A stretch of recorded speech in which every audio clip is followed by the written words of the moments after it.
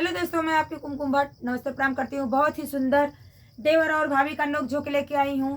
और आप लोगों को पता है कि होली में देवर और भाभी का बहुत ही सुनहरा और सुरीला और बहुत ही करीबी रिश्ता होता है। देवर और भाभी का होली में बहुत रंगेदार और मज़ेदार रिश्ता है और पावन तो नहीं कह सकते हैं इसको। तो चलिए आनंद भरा देवर के साथ गीत सुनिए और कमेंट करके जरूर बताइए। तब तो हमारे भैया कल्याण है भाई, बेड़ा पारे हो जाएगी। चला गाना तक लास्ट लाइन तक बनल रही है, बहुत ही आनंद आने वाला है। सही बात है, कमी मेरा निकालती थी, पर देखिए इस गाने में इन्हीं का कमी है। यही सन हर जाई भऊ जाई हो, मन लागा देवर से। ऐसन हर जाई बहु जाई हो, मन लागा देवर से। ऐसन हर जाई बहु जाई हो, मन लागा देवर से। ऐसन हर जाई भऊ जाई हो, मन लागा देवर से।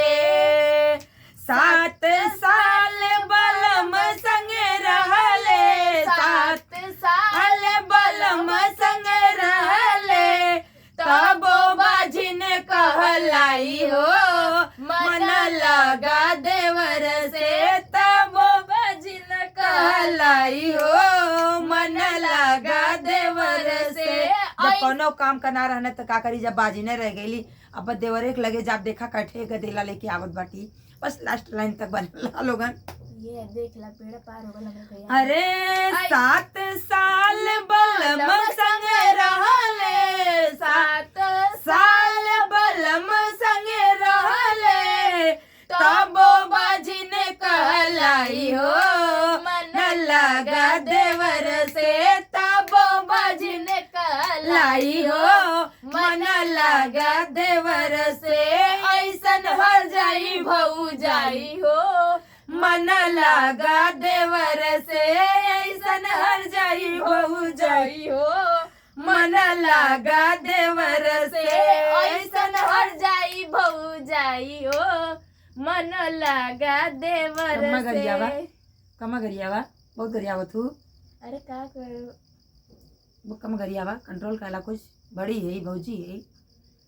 तो चला भैया आगे देखा।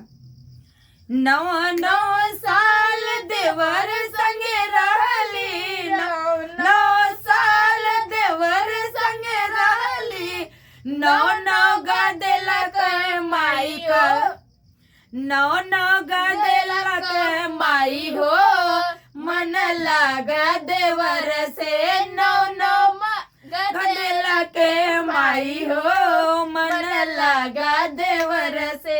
ऐसन हर जाई बहु जाई हो, मन लगा देवर से।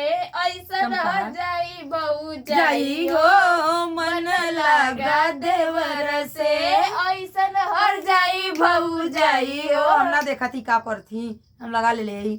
ऐसन हर जाई बहु जाई हो, मन लगा देवर से।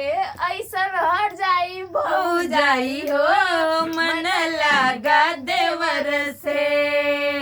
अरे 9 साल देवर संग रहली, 9 साल देवर संग रहली, 9 साल देवर संग रहली, 9 गदेला खेलाई हो। अरे 9 गदेला खेलाई हो, मन लगा देवर से। 9 गदेला खेलाई हो, मन लगा देवर से। 9 गदेला खेलाई हो, मन लगा देवर से। ऐसन हर जाई बहु जाई हो, मन लगा देवर से। ऐसन हर जाई बहु जाई हो, मन लगा देवर से। ऐसन हर जाई भऊ जाई हो, मन लगा देवर से। तो कैसा कर लेनी। तो आप लोग सुनिएगा और कमेंट करके जरूर बताइएगा क्या ये सही है कि देवर और भाभी का बहुत खास रिश्ता है और हर एक भौजाइयों का मन लगता है। जिन जिन भाभियों का देवर के संग मन होगा वो बताएंगी कमेंट करके। होगा।